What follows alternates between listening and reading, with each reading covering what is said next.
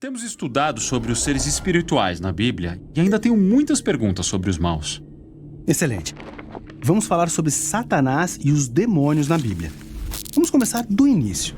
Em Gênesis 1, Deus cria uma linda realidade ordenada a partir de trevas e desordem para que a vida possa florescer. Ele escolhe os seres humanos como seus representantes para governar sobre isso. E 7 vezes chama isso de bom. Vejo essa bondade muitas vezes no mundo em coisas como a beleza e a verdade, amor e generosidade.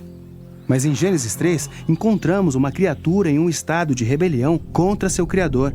Ainda não sabemos por que ou como ele se rebela, mas quer arruinar o mundo bom de Deus para outras criaturas. Essa coisa é um problema. Sim, essa criatura é o primeiro retrato do mal na Bíblia. Ela distorce o que Deus tinha feito para o bem, arruinando e arrastando a criação de volta para as trevas e desordem. Então os humanos se unem ao rebelde espiritual, o que os leva de volta ao caos e morte. E a partir desse ponto, a rebelião humana é unida à rebelião espiritual. E a história bíblica mostra como isso fica se repetindo.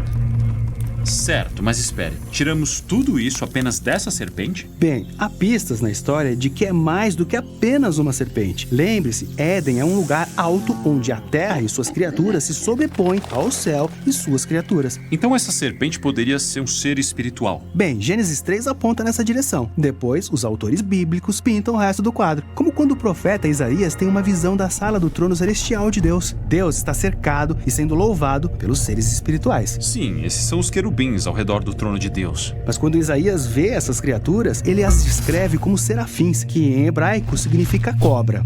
Então a serpente é como um antigo membro da equipe da sala do trono de Deus. Então por que ele está falando com os humanos? Bem, o profeta Ezequiel interpretou essa figura como um rebelde espiritual que não queria viver sob a sabedoria e a autoridade de Deus. Ele queria ser Deus. Certo. Essa é a mesma tentação que a serpente coloca diante de Adão e Eva. Exatamente. Ele diz que eles poderiam governar o mundo como Deus, mas por sua própria sabedoria. Então todos eles foram expulsos do jardim. Sim, Deus disse que esse rebelde agora vai rastejar. O que acontece depois disso? Bem, os autores bíblicos oferecem pistas sutis de onde esse ser está agindo nos bastidores, encorajando divisão e ódio entre as pessoas. Eles também usam diversas imagens para descrever esse ser. É uma serpente, ou um dragão marinho, ou uma criatura sombria do deserto, ou o rei da morte e do túmulo. Ele também recebeu muitos títulos como tentador, ou o maligno, ou o diabo, que em grego significa o acusador. Mas o nome dele é Satanás, né? Na verdade, não. Satanás não é nome. É mais um desses títulos. É por isso que, em hebraico, ele tem o artigo "o" na frente. O Satanás significa o adversário, porque ele não é a favor de nada. Em vez disso, ele é o anti-tudo, usando mentiras para nos arrastar de volta para trevas e desordem. Isso é forte. E sobre esses outros rebeldes espirituais na Bíblia chamados demônios? Quem são eles? Então, lembra o conceito da equipe celestial de Deus, o conselho divino ou os filhos de Deus? Nas escrituras hebraicas aprendemos que alguns desses também se rebelaram. Quando isso aconteceu? Na verdade, várias vezes. Depois da serpente vem a rebelião dos filhos de Deus em Gênesis 6. Ficamos sabendo que eles fazem sexo com mulheres que dão à luz a guerreiros gigantes violentos. Certo, os Nefilins. Esses são provavelmente os personagens mais estranhos de toda a Bíblia. Bem estranho do seu ponto de vista, mas os leitores antigos sabiam muito bem o que estava acontecendo. Os reinos antigos perto de Israel diziam ser fundados e protegidos por reis guerreiros gigantes, que eram meio homens, meio deuses e cheios de sabedoria divina. Entendo. Então os autores bíblicos estão dizendo: ei, esses reis guerreiros não deveriam ser honrados. Certo, nessa história, eles são representados como rebeldes humanos presos ao mal espiritual, espalhando sua violência no mundo bom de Deus. Sim, e um desses reis vai construir a cidade da Babilônia em Gênesis 10. Sim, Nimrod, cujo nome soa como a palavra hebraica para rebelde, e seu reino leva à próxima rebelião, onde os humanos exaltam a si mesmos na Babilônia.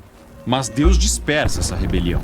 E quando Moisés, em Deuteronômio, lembra essa história, ele diz que foi o momento em que Deus entregou as nações para adorarem a legião rebelde do céu, os deuses do dinheiro, sexo e poder militar. Moisés é o primeiro a chamá-los de demônios, ou seja, seres espirituais inferiores. Então os demônios são forças espirituais agindo por trás de estruturas corruptas de poder humano.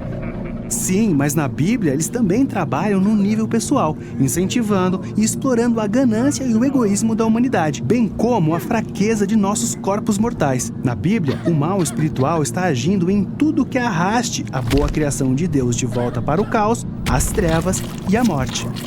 É por isso que quando Jesus chega, ele diz que seu principal inimigo não é humano.